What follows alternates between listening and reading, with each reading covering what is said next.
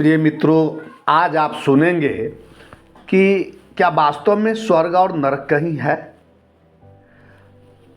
भारत के जितने भी आध्यात्मिक धर्म ग्रंथ हैं, खास करके पुराणों में स्वर्ग नरक का बड़ा ही वर्णन है, बड़ा ही चमत्कार दिखाया गया है। भारत में वैसे विज्ञान का उद्भव ईसा से लगभग 3000 वर्षों से माना जाता है। प्राचीन काल में चिकित्सा विज्ञान के क्षेत्र में चरक और सुश्रुत, खगोल विज्ञान तथा गणित के क्षेत्र में आर्यभट्ट, ब्रह्मगुप्त और आर्यभट्ट द्वितीय, रसायन विज्ञान में नागार्जुन की खोजों का बड़ा ही महत्वपूर्ण योगदान रहा है। इनकी खोजों का प्रयोग आज भी किसी न किसी रूप में हो रहा है। वर्तमान समय में विज्ञान का स्वरूप अत्यधिक विकसित हो चुका है। पूरी दुनिया में वैज्ञानिक खोजें हो रही है, लेकिन जिस समय विज्ञान तरक्की नहीं की थी, अंतरिक्ष तथा ब्रह्मांड का समुचित ज्ञान नहीं था, तब धर्म के धुरंधरों का कहना था कि पृथ्वी शेषनाग पर टिका हुआ है। भगवान स्वर्ग से धरती पर आते हैं। भगवान के सगे संबंधी बेटे पोते भी धरती पर आते रहते हैं। बहुत बड़े बड़े चमत्कार को दिखाया गया है। भगवान के भक्त लोग पहाड़ को हाथों पर उठा लेते हैं, समुद्र के पूरे जल को चुल्ली में उठा करके पी जाते थे, और कैंसर जैसे लाइलाज बीमारी छूमंतर से ठीक हो जाते थे, जिनके बारे में भारत के कोई भी वैज्ञानिक जो है या विदेशी वैज्ञानिक अपने शोध में नहीं बतलाया। आश्चर्य की बात है कि जब विज्ञान तरक्की नहीं की थी, तब लोगों का स्वर्ग में आना जाना सामान्य बात थी। आज विज्ञान तरक्की की है और किसी भी वैज्ञानिक को स्वर्ग का आता पता अभी तक तो नहीं लगा है, और पृथ्वी पर किसी भी भगवान का आना जाना अभी तक कोई नहीं देख पाया। कोई भी भगवान आते जाते दिखाई नहीं दिए। कोई भी अप्सराएं जमीन पर आती जाती नहीं देखी गई। जबकि विज्ञान जिस समय विकसित नहीं था, अप्सराएं धरती पर आती थी और सुंदर सुंदर अप्सराएं स्वर्ग से धरती पर आकर और मौज मस्ती करती थी। देवताओं तथा अप्सराओं का ही स्वर्ग से केवल आना जाना नहीं होता था, मनुष्य भी स्वर्ग से आते जाते थे और स्वर्ग घूमकर फिर लौट जाते थे, और लोगों को स्वर्ग का रूपरेखा, स्वर्ग की फैसिलिटी की चर्चा करते थे। उस समय स्वर्ग तथा धरती का रास्ता बिल्कुल खुला हुआ था। स्वर्ग कल्पना नाम की चीज़ नहीं थी, जबकि विज्ञान का जन्म भी नहीं हो पाया था। आज विज्ञान काफ़ी विकसित हो चुका है, लेकिन स्वर्ग कल्पना बनकर रह गया।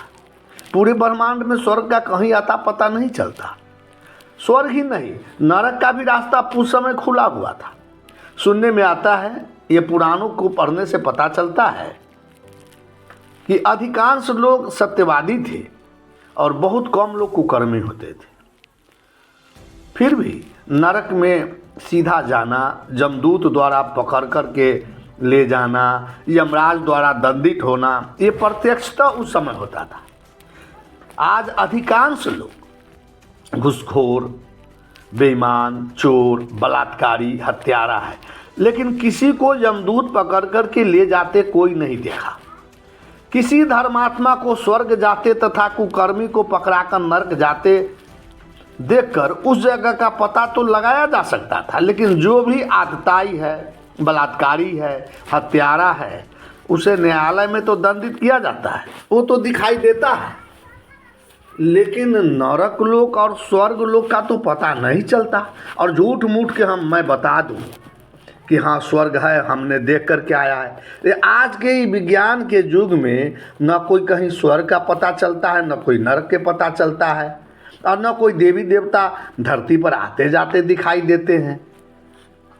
और इस विज्ञान के युग में भी बहुत से बाबा लोग स्वर्ग का लोभ दिखाकर लोगों को चेला बनाता है और खूब धन कमाता है। आश्चर्य की बात तो तब देखी जाती है कि बहुत से पढ़े लिखे लोग, विज्ञान में महारत लोग भी स्वर्ग पाने के लिए बाबाओं का शिकार होते हैं। आप लोग बहुत उम्मीद लगाकर यह वीडियो सुन रहे हैं कि बाबा जी स्वर्ग का रास्ता दिखा देंगे।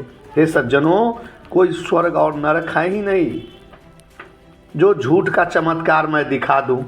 कबीर साहब बीजक में उपदेश देते हुए कहते हैं कि अनजाने को स्वर्ग नरक है, हरि जाने को नहीं। अजही डर से सब लोग डरत है, वह डर हमरे नहीं। जिन्होंने हरि को जान लिया वह असली स्वर्ग नरक को जान लिया। अब कहेंगे कि कबीर साहब भी तो हरि की बात करते हैं। हे संत जनों, हरि का अर्थ होता है हमारे दुखों को हरने वाला, हमारे अंदर चिंताओं को हरने वाला, और वह है अपना स्वस्वरूप आत्मा। वही भीतर से कहता है कि धूप से ठंड में चले जाओ।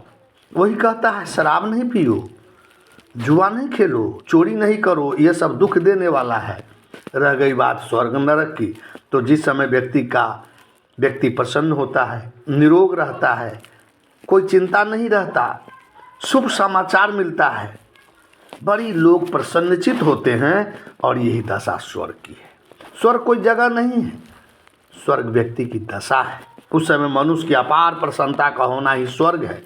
स्वर्ग कोई जगह नहीं है, स्वर्ग व्यक्ति की अवस्था है। ठीक इसके विपरीत जब व्यक्ति शारीरिक मानसिक पीड़ा से बेचैन रहता है, दुख में रहता है, चिंता में रहता है, उसका दुखमय जीवन ये नरक की अवस्था है।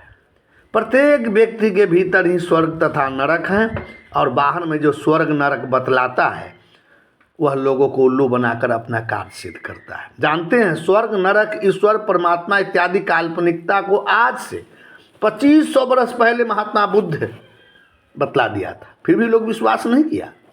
महावीर ने कहा, विश्वास नहीं किया। कबीर ने डंके की चोट पर कहा, नानक ने डंके की चोट पर कहा, संत रविदास ने बतलाया, लोग नहीं समझ पाया। कुछ वर्ष पहले ज्योतिबा फुले, सावित्रीबाई फुले, डॉक्टर भीमराव अंबेडकर ये संदेश दिए कि ये सब गफलत है, जो इंद्रियों में आता हो, जिसको प्रमाणित किया जा सके वह सत्य है। दुर्भाग्य है कि जिस दिन इस स्वर्ग नरक ईश्वर परमात्मा के गफलत को लोग समझ जाएंगे, भारत विश्व गुरु बन जाएगा, अन्यथा भारत मूर्खों का ही गुरु बना रहेगा। साफ बंदगी, साफ बंदगी, साफ बंदगी।